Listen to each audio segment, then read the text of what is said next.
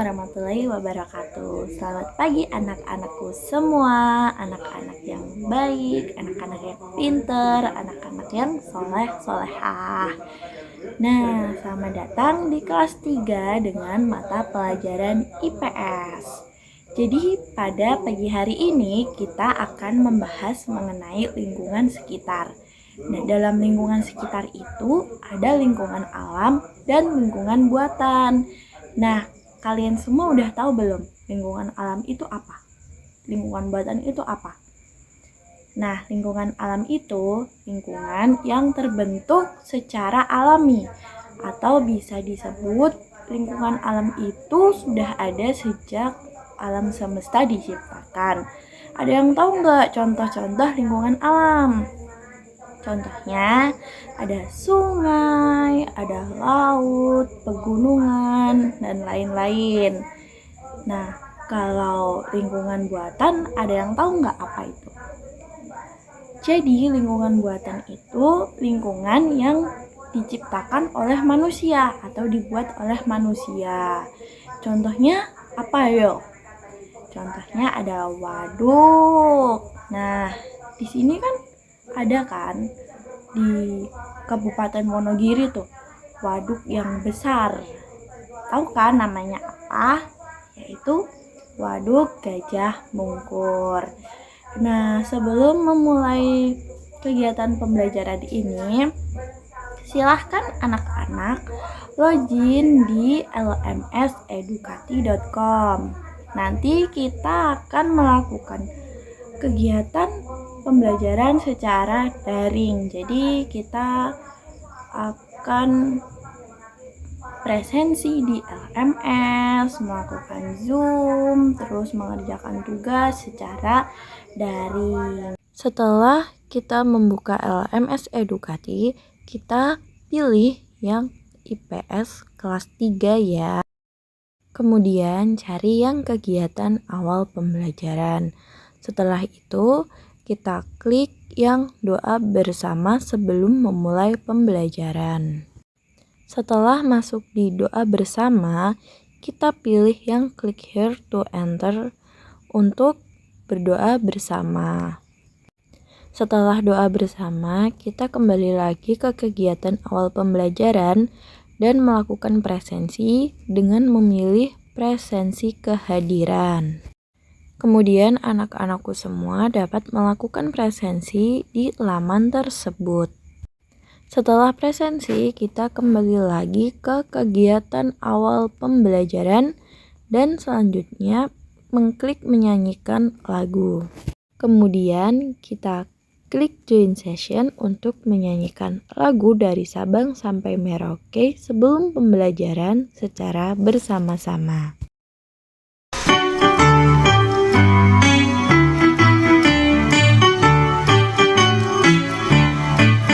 Dari Sabang sampai Merauke berjejer pulau-pulau, sambung menyambung menjadi satu, itulah Indonesia. Indonesia tanah airku, aku berjanji padamu menjunjung tanah airku Indonesia.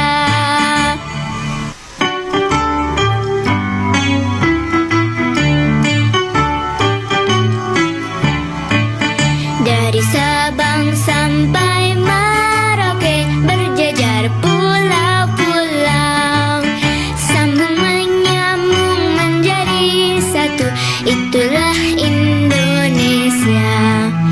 Indonesia tanah airku, aku berjanji padamu menjunjung tanah airku Indonesia.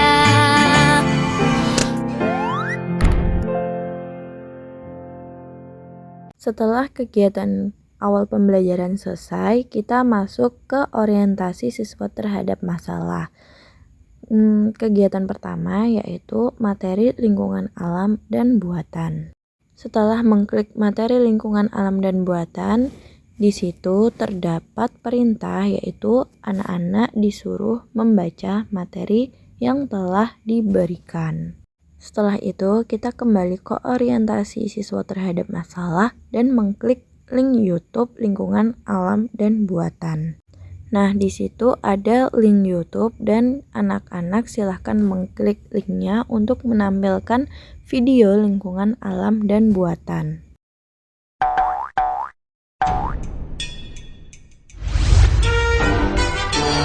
YB, Hani, indah banget ya pemandangan di sini. Ada pegunungan, terus di kaki gunung ada perumahan. Oh iya Hani, kamu tahu nggak perbedaan antara pegunungan dengan perumahan di alam sekitar? Apa ya? Aku tahu, gunung itu lingkungan alami, sedangkan perumahan itu lingkungan buatan. Iya kan, dokter? Betul sekali kamu Hani. Ada lingkungan alam sama lingkungan buatan. Nah, lingkungan alam itu ciptaan dari Tuhan, sedangkan lingkungan buatan itu adalah hasil karya manusia Hani. Gitu ya, dokter. Wah, tadi gunungnya cuma satu, sekarang gunungnya banyak dan bersambung satu sama lain. Ya, itulah pegunungan Hani. Lihat, di antara pegunungan ada yang memanjang seperti ular. Menurutmu, itu apa ya Hani? Itu sungai. Wah, masih banyak pemandangan lainnya. Ada danau, lembah, pantai, dan laut. Jika banyak gunung di suatu daerah, maka daerah tersebut termasuk pegunungan. Pegunungan merupakan bentang alam berupa deretan gunung yang saling bersambungan. Ya, betul sekali Hani. Pegunungan termasuk dataran tinggi. Udara pegunungan terasa sejuk, tapi kita harus persiapan bawa pakaian tebal karena ada juga yang terasa sangat dingin loh, dokter. Ya Hani, persiapan aja bawa jaket, terutama jika kamu suka jadi backpacker loh. Hehehe. Hani, kira-kira daerah pegunungan itu cocoknya ditanami pohon apa ya? Daerah pegunungan sangat cocok untuk bertanam sayur, buah, dan bunga, dokter. Oh ya, daerah pegunungan juga sering dijadikan objek wisata karena pemandangannya sangat indah. Betul, dokter. Selain dapat pemandangan yang bagus, dengan mendaki gunung tubuh kita juga jadi sehat. Pas masuk sekolah lagi jadi lebih fresh. Hani, kamu tahu nggak? Akhir-akhir ini sering banget terjadi tanah longsor dan erosi loh. Itu karena banyak gunung yang digunduli, dokter. Kok bisa ya, Hani? Daerah pegunungan yang banyak ditumbuhi pohon dapat menyerap air dan menyimpan air hujan sehingga tidak terjadi erosi, dokter. Oh ya, Hani, kamu tahu nggak apa yang dimaksud dengan erosi? Erosi itu pengikisan tanah yang dapat menyebabkan banjir dan tanah longsor, dokter. Hani, habis dari pegunungan, kita melakukan perjalanan kemana dulu ya? Ke tempat yang lebih dekat aja ya, dokter. Tapi kemana ya? Oh ya, gimana kalau ke sungai? Ayo, Hani. Sungai banyak manfaatnya loh, dokter. Air sungai dapat digunakan untuk mandi, mencuci, dan irigasi pertanian. Iya, Hani. Oh iya, sungai-sungai di luar Pulau Jawa juga dimanfaatkan sebagai sarana transportasi loh, Hani. Oh, gitu ya, dokter. Hani, apa aja sih kekayaan yang ada di sungai? Di sungai banyak hidup binatang air, dokter. Misalnya berbagai jenis ikan, udang, katak, bahkan buaya loh, dokter. Buaya. Serem banget ya. Hani, lihat ada danau. Wah, indah sekali pemandangannya. Oh ya Hani, kira-kira kamu tahu nggak bagaimana danau yang indah itu bisa terbentuk? Danau terjadi karena ada cekungan di alam. Cekungan ini terisi dari air hujan dan mata air yang ada di daerah tersebut. Hani, kamu tahu nggak apa manfaat danau bagi kita? Danau dapat dimanfaatkan sebagai tempat penampungan air, dokter. Selain itu, danau juga digunakan untuk berbagai keperluan kita, seperti budidaya ikan air tawar, tempat wisata, irigasi, dan sarana olahraga mendayung. Jalan-jalan ke danau sudah, kita kemana lagi ya, dokter? Oh ya Hani, bagaimana kalau kita ke pantai saja? Oke juga tuh, dokter. Oh ya Hani, pantai itu merupakan daerah perbatasan antara laut dengan daratan. Dan juga pantai itu merupakan objek wisata yang paling digemari loh. Ya, betul. Pantai terletak di pesisir. Jika kamu ke pantai, pasti kamu akan melihat banyak pohon kelapa dan hutan bakau. Lingkungan alam sudah, sekarang lingkungan buatan. Di lingkungan buatan itu ada tambak, waduk, lahan pertanian, perkebunan, pemukiman, kolam, dan parit. Apa sih pemukiman itu? Pemukiman itu kan daerah tempat tinggal masyarakat, dokter. Ada banyak rumah-rumah yang diatur sedemikian rupa, sehingga kita bisa tinggal dengan nyaman di sana. Ini, agar rumah kita tetap bersih dan sehat, kita harus memperhatikan jarak antara saluran pembuangan dengan sumber air tanah. Jarak minimal saluran pembuangan dengan sumber air tanah adalah 10 meter, dokter. Bagaimana dengan pemukiman penduduk yang padat ya? Itu tidak sehat. Kalau dibayangkan, dilihat dari angkasa, kawasan yang padat itu akan menjadi seperti tempat pembuangan raksasa. Ih, menjijikan. Ani, jalan-jalan yang sudah kita lakukan ternyata membuat kita menjadi lebih sadar ya.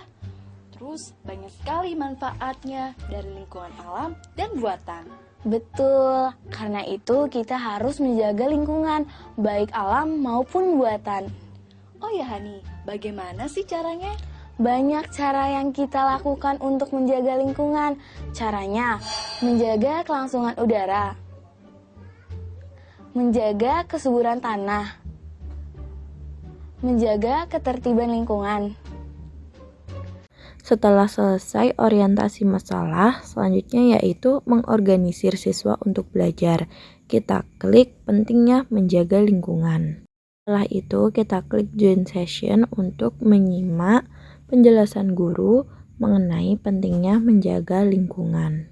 Kemudian kita kembali ke mengorganisir siswa, kemudian mengklik memelihara lingkungan di rumah dan di sekolah. Nah, itu untuk memastikan bahwa peserta didik bekerja berdasarkan petunjuk yang ada dalam LKPD. Setelah mengorganisir siswa selesai, lanjut ke membimbing penyelidikan individu maupun kelompok. Nah, kita klik yang pentingnya menjaga lingkungan. Nah, di situ terdapat PDF buku yang terdapat materi mengenai pentingnya menjaga lingkungan. Nah, anak-anak bisa membaca materi tersebut ya.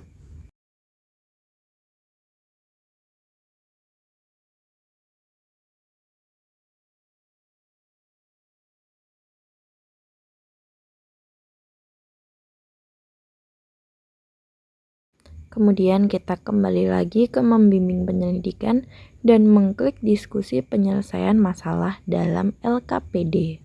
Untuk melakukan diskusi, kalian bisa klik join session. Setelah diskusi penyelesaian masalah selesai, kita lanjut ke diskusi dan bertukar informasi. Kemudian anak-anak bisa add new diskusi untuk berdiskusi dan bertukar informasi dengan teman kelompok. Setelah selesai topik membimbing penyelidikan, kita lanjut menyajikan hasil diskusi. Anak-anak bisa pilih presentasi hasil diskusi. Anak-anak bisa mengklik join session untuk menyimak dan melakukan presentasi. Setelah presentasi hasil diskusi selesai, anak-anak bisa mengklik menanggapi hasil diskusi.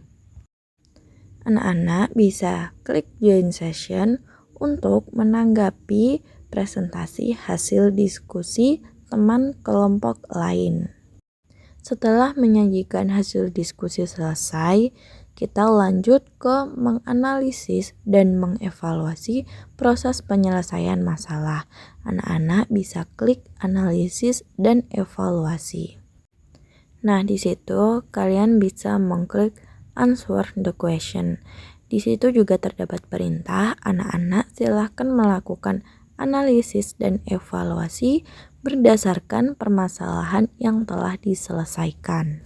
Setelah menganalisis dan evaluasi, kita klik penjelasan guru dan apresiasi.